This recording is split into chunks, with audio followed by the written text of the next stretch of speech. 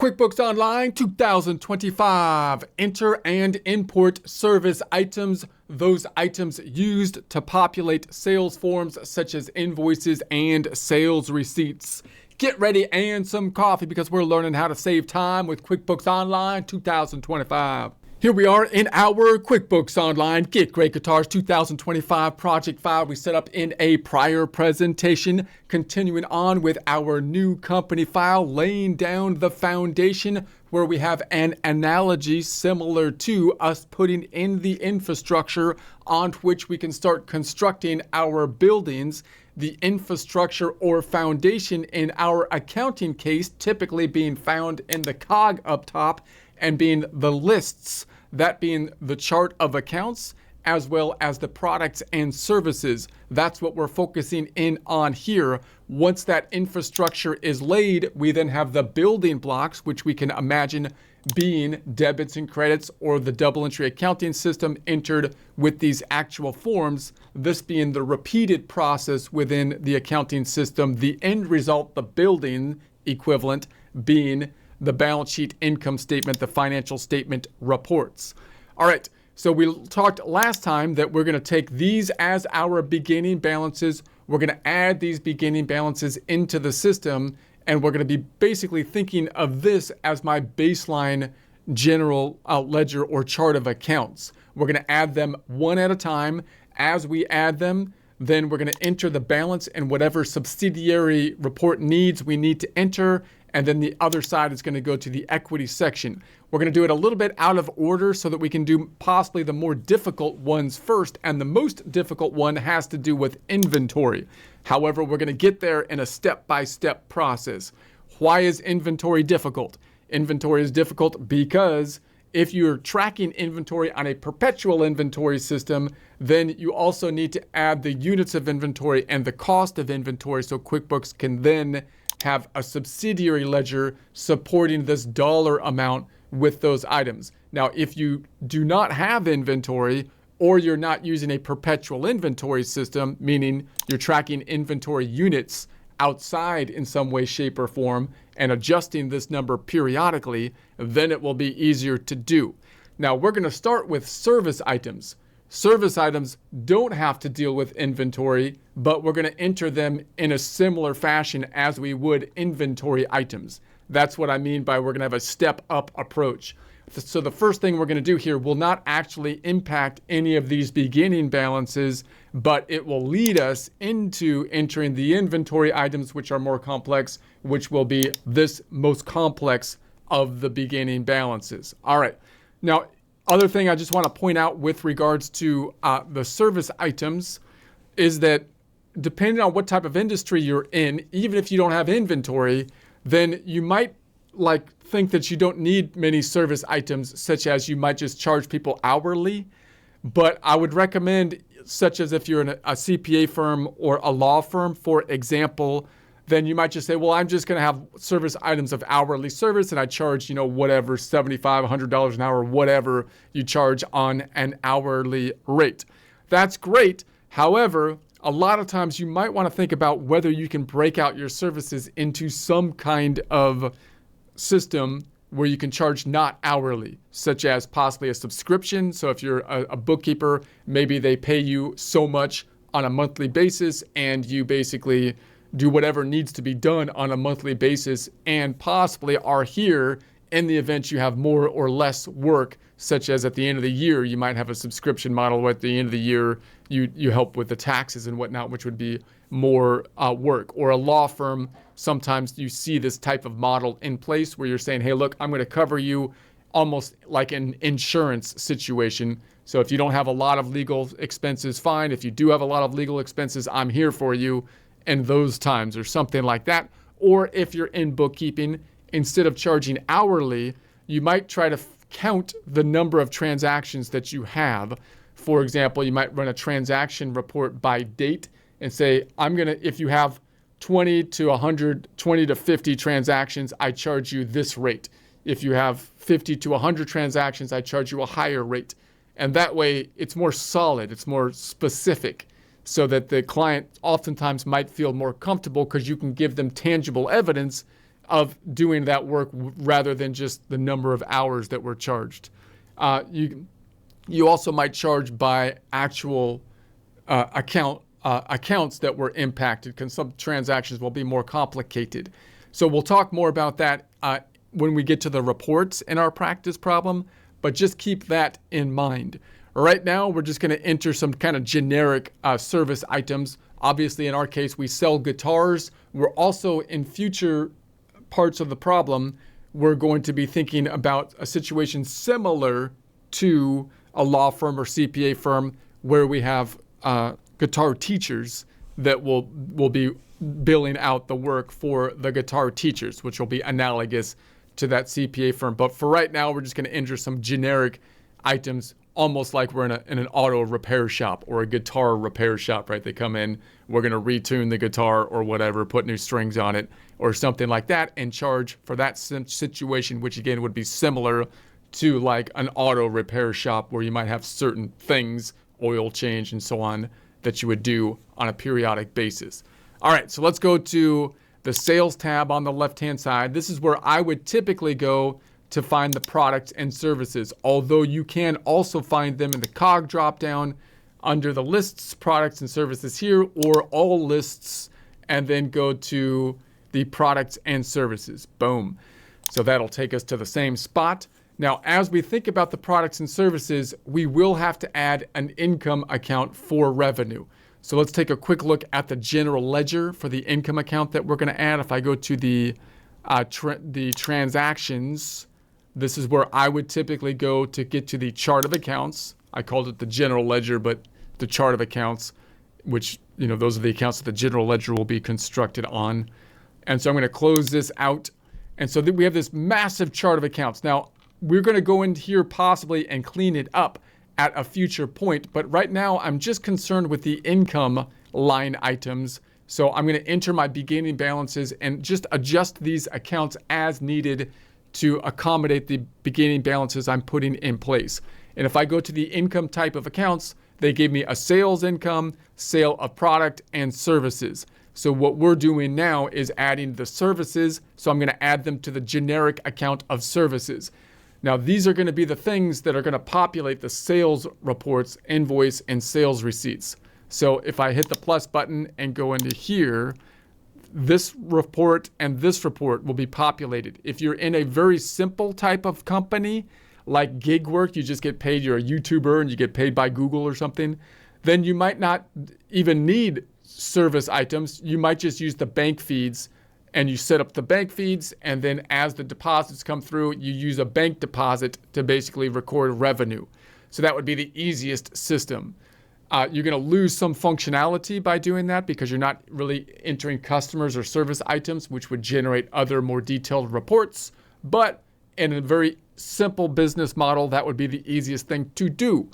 But if you're at a cash register, then you're going to have to sell things even if you don't have inventory, meaning if you do auto repair shop or guitar repair shop in our case, then you're going to have to have items. So then if I go into the inventory or the invoice, I could scroll down and I see the products and services. This is where I'm going to enter those items. So note that what we would like to do is make the data input as easy as possible. The data input is done with these forms for sales. That will typically be the invoice form and the sales receipt form. And therefore, I always imagine that I have like when I was a kid, like a dumb kid like me when I was in high school or early college, and I'm at a cash register. I want that kid to still be able to do the data input, right? I want it to be very easy. Even though they don't know anything else, they can do the data input. Why? Because the service items have been set up, and later we'll do the same thing for the inventory items. Note they have a default of hours and services here as the default service items. So we could just use those as the default, but we're going to see how you add the service items. And again, the more specific you get with the service item, the easier it is. If you do auto repair shop and you have someone working the cash register, you want a service item that says oil change or something, right? Whatever the service is. So it's easy for them to populate the service item. They're not going to have to look up this and that or the other types of thing. They're not going to know what this form is reporting or how it impacts the financial statements. They don't need to, at least, right? They're just going to enter the service item. All right, so let's close this out. That's what we're trying to do. I'm going to leave without saving, and then we're going to go back into the sales tab and the products and services, close up the ham boogie for now, and it says start adding products and services. So save time creating your next invoice, item manage, adds product bundles, basic inventory tracking. Okay, great. Let's see if we go to add. And we have the one, this is what we would do for a one-by-one service item that we would be adding. Let's just take a look at the required field and how this looks as we add them one at a time. And then we're going to see if we can import the service items and add multiple items at one time. So we would add the name. Now also note that as you actually enter invoices and sales receipts, you could add the service items on the fly as you go. But again, what we would like to do typically is lay down the foundation, have them set up already, so that then when we do the data input to the forms, invoice and sales receipts, it will be as easy as possible. Now the name is going to be a required field, like oil change or whatever it is. The item is either going to be service, inventory, non-inventory, or bundle. So usually we're thinking service items. If it's non-inventory, if it's inventory, it would be inventory item.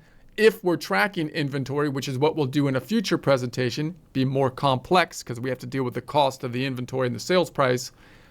If we have inventory and we're not tracking it, you can have it would be a non-inventory item, which is kind of like a service item here. So you might use that, for example, if it's something that is like inventory that you're going to add to the invoice, but you're not tracking the inventory in the system, possibly because it's being tracked outside of the system using a periodic method. But we'll talk more about that later. All right, and then we've got the SKU, which would be a number associated with it. If you have one, you can make subcategories. So if I have a lot of items, then I might want to group them together, such as auto items. I might want to put them all in one place. And then I can add categories so that the list of items will be by category, sorting them more easily. So then this is checked off. I sell this service to my customers. Of course, that's what we would typically do because that's what's going to tell us that it's going to be on the sales forms, invoices and sales receipts. This is the description that would be included on the invoice and sales receipts when we populate them. This is going to be the price. So whatever the price of the oil change or the tuning of the guitar or whatever. This is the income account. Notice it's a required field. This is the only other required field we've seen other than the name. It has to go to an income account. So it's going to, we saw on the general ledger, the income accounts available, and doesn't put them in order. It's kind of annoying. You'd have to scroll through over here. I kind of wish they would just put it in order, but you can see the account types on the right, and they put it into services, which is what we would expect if it's a service item, noting that I do not typically want to set multiple income accounts up per item. Like if I was doing auto repair, I don't want to have another income account for oil changes versus washing the car versus other fluids, in the car. I don't want a separate income account. Usually I just want to call it, service income, and all of those other detailed, we might want them in our reporting, but we can typically run another report breaking out income by the things that we sold by item. So instead of breaking them out in different accounts on the income statement, we're going to break them out in a sub report. And that'll make it a little bit easier. Now on the purchasing side, we'll do this next time when we buy inventory, and that's when we deal with inventory. We're not dealing with inventory here. That's going to make it easier for us. So that would be that. However, I would like to import it. That might make it a little bit easier. So I could possibly go to the cog up top, and it says import data. Under tools, we've got the import data. Let's take a look at that. We see the drop down here. It says it's on invoices. I want to go to products and services. So import products and services, and let's go next.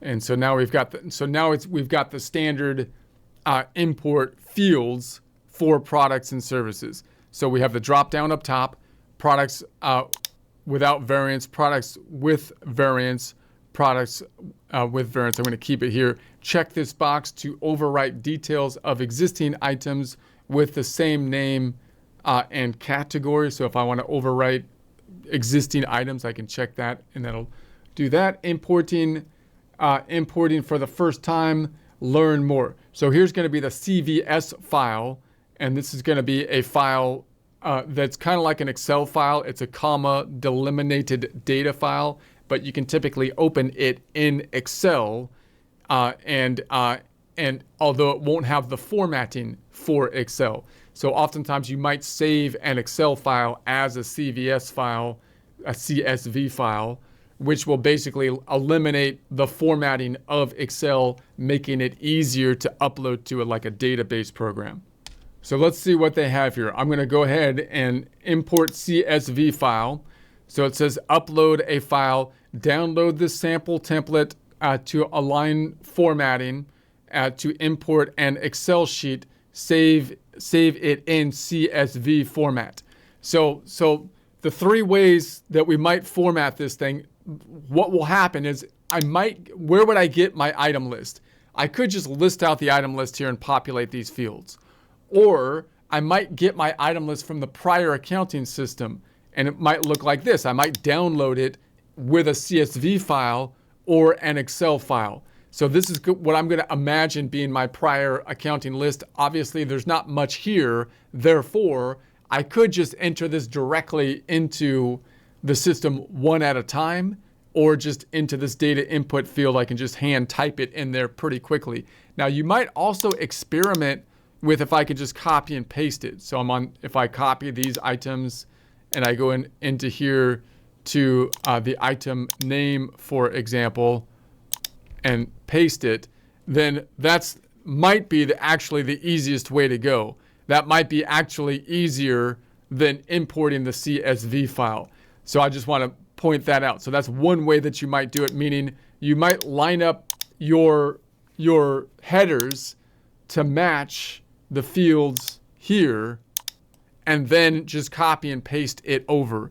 So, or maybe you just copy one column at a time like this. So I think that's actually the easiest way to go.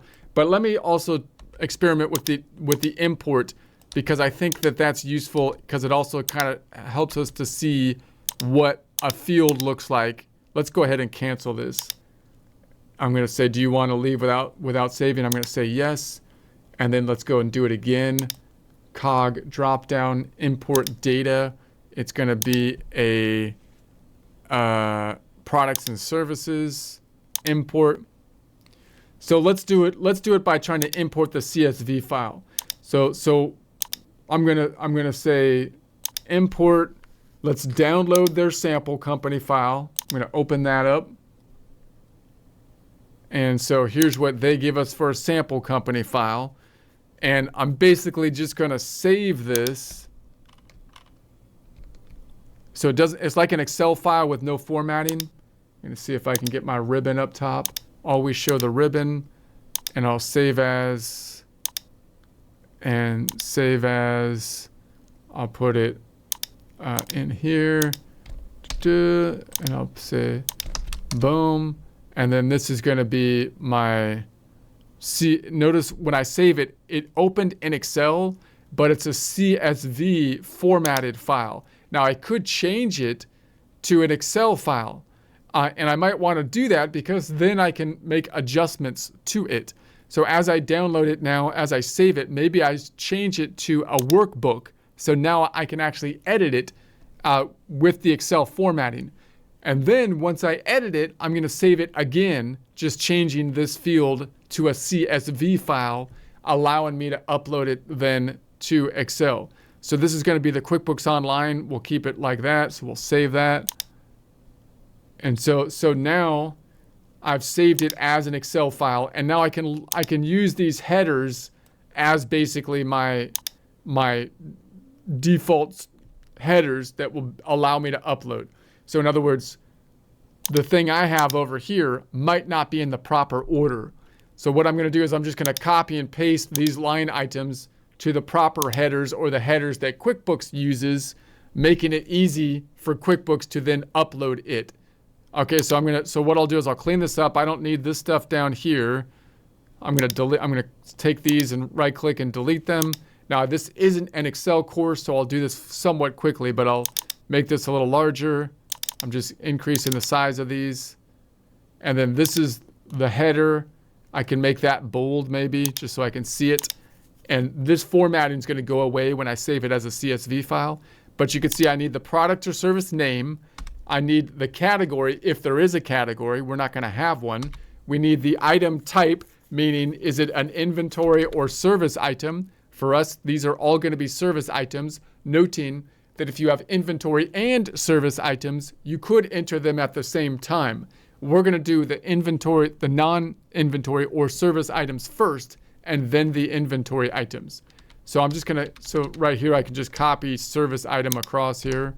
I'm gonna delete this stuff because I'll change that. I'm not gonna have any SKU number, which will be the inventory ID number if you have one. Sales description, this is what's gonna be populated on the sales forms, which will be the invoices and sales receipts. So I'll change that. The price, there's the sales price. The income account is gonna be service, because that's the income account that that we had for service items. So I'm going to copy that down from the chart of accounts that we saw. And then the purchase cost. So there is no cost because we're not dealing with inventory. And this is the expense account. There is no expense account because we're not dealing with inventory. We'll do that next time. And then quantity on hand. We don't have any on hand because it's not inventory but a service item. And then the as of date doesn't really matter for us here. We don't really need it, but let's put in 12/31/24. The end of the prior period is going to be the idea. So I'll copy that here. And then reorder point, we don't have one because this is a service item. And then inventory account, we don't have one because we're talking about service items. So then I can just copy over the names. So all I need then is the item name. So I'll just copy that over here. Boom. And so there's that. No category. Sales description, I'm just gonna make that the same. Sales description will be the same. Boom. And there's that. The income account will be service. Purchase, this is purchase description. We don't have any purchases, so I shouldn't need it. And I shouldn't need any of the rest of this stuff. Let's copy this down. So that's gonna be it. So again, it would be easiest for me to just take these columns now and copy them over into our report over here. But let's try to import it. I think that'll be useful to do. So how can I import this? I'm gonna save it. I'll save it first like this, and then I'm gonna save it as a CSV file, which basically will strip this file of its Excel formatting, basically making it a comma delimited file, making it as clean and simple as possible to upload just simply the data into the system. So I'm gonna say File, Save As, and I'm gonna just change the end of this. I'll call it a CSV file. And then I'm gonna select the drop down and I wanna make it, now they have a couple different formattings, but I think this is the one we want. It's a CSV UTF-8 comma delimited. That basically means that although we're opening it in Excel, which uses tables, the tables are constructed by the differentiation of the data, which is done by just a string of data with commas between them, right? So I'm just gonna, that's what we want. Save it, okay? And then let's close this out and then open it back up and it'll strip the formatting. So notice this file looks like an Excel file, but it's not really an Excel file. These two are the format of the Excel file. If I right click on this and look at the properties, we can see this one's actually a .csv or comma separated, whereas this one, if I right click on it and look at the properties, is an actual Excel file. Okay, So let's close it. So let's open up the CSV file just to show you what it did to it. It just stripped it, see, of all of its formatting. So now we just have just raw data and all the cells are the same. It removed the bold and all that kind of stuff. So it's harder to work with it in this format, but that's why you might want to save it as an Excel file, adjust it, and then strip the formatting out. Again, saving it as a CSV. I say this just as a general practice whenever you're doing this kind of data input. That's useful to know if you ever run into a database program where you have to do a similar kind of thing, which happens. All right, let's close all this out. And let's then upload this CSV file here. So I'm going to browse, find the CSV file. That's the location. Here's the file. It's only showing the one that is the CSV file. The Excel files are not showing. You will not be able to upload an Excel file. You have to save it as a CSV file. If you do it this way, save it, next. And now it's trying to map out the categories. So it's just taking the headers. So these are representing the header. Product and service, we use the exact same name, so it should be able to match it out. Category to category, item to item. So these are just the headers which are along the top of our worksheet. So they should tie out exactly, and they all tie out exactly because we copied to that sheet. Here's the form. That looks good, so I think everything is good. Let's save it. We've got the green dots on everything. So that looks good. It didn't pull in the income account for some reason. So let's just type this one in. Service. I think it was service income, right? I can't type it. It was... Okay, I just went through and added those. And if you wanted to re-upload it, the reason it didn't add it is because I didn't put an S. So it didn't recognize the account of services, which is in the chart of accounts, because I put service instead of services. And so I believe that's why it didn't pull in. But I'll keep it here. So everything looks good then. We have the information we need. So I think if I pull this scroll bar over, that's good, because this everything else has to do basically with if it was an inventory item, which we'll do next time. So let's save it and cross our fingers. Something went wrong. You didn't have your fingers crossed. Well, I didn't add the sales price. That's kind of important. Let me try to see if I can copy this one over. I should just redo it here. All right, if I copy and paste it, then it messes this bit up. Let's see if I can copy and paste that back in. I'm just kind of curious on this copying and pasting thing. Might as well practice that while we're here. We'll copy these and say, well, let me practice just doing that. And then service type, it's going to be a service. I'll copy and paste just this. And then boom, it doesn't let me, yeah, there we go. So let's say I uncheck that. Okay. So now we've got the sales price. That's kind of important. And this needs to be services. Okay. So, but then when I pasted that other one, it deleted this bit. That's weird. It's a little wonky. So if I paste this, then it deletes this item. So I'll say service,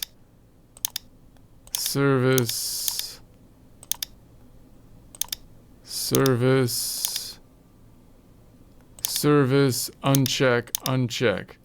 All right, so now I've got the item, sale, we don't buy it, category, don't have any. And then we've got the price. Let's try it again. Save it.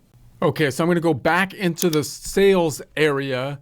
And then within the sales area, we're in the products and services. I'm going to close up the hamburger. And I finally have finagled the services to be populating here. So we added 4 of them.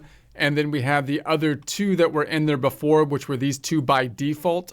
So that's going to be kind of our practice session to then go to the more difficult inventory items, which we'll do next time. Notice in the More button, now we have your normal screen that you would typically have showing the inventory items. The last screen was kind of like the intro screen, right? So you've got the More button here, manage categories, inventory count, run reports, and then the starting value. And then in the New button, we now have the drop down for the service item, inventory item, non-inventory item, and then here's the batch import. So I'm kind of thinking that possibly part of the problems we had, or I had, when importing is because I didn't first get into this screen before selecting the drop down and importing using this function up top and then going to the import screen. Possibly it would be best to get to this position first, opening the products and services, which we should have at least 2 products and services available to us, and then go to the importing from here. It should be the same if I go to the batch import here, as we'll do next time. You'll see the same screen, so you can get to the screen either way. I just think it would be, you might want to first get to this screen, which should show you the 2 hours and services before we add these items. We'll touch in on that again next time when we add the more complicated inventory items.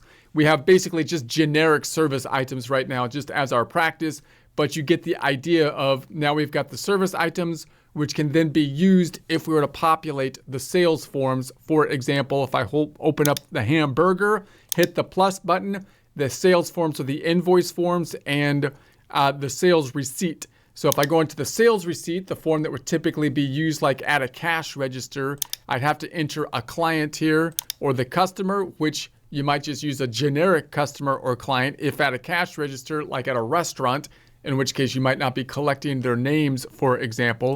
But then in this dropdown, we can then select the items, which will populate automatically and apply the sales tax calculation automatically. Although it's so that's going to be nice. Now we'll deal with sales tax in a future presentation, so we'll get into that in more detail in terms of how you might deal with that. That's going to be a consumption tax. So if you're not in the United States, you might have a consumption tax, which will be a similar process. Remembering, as we do these practice problems, the double entry accounting system is universal, although the currency you use will differ.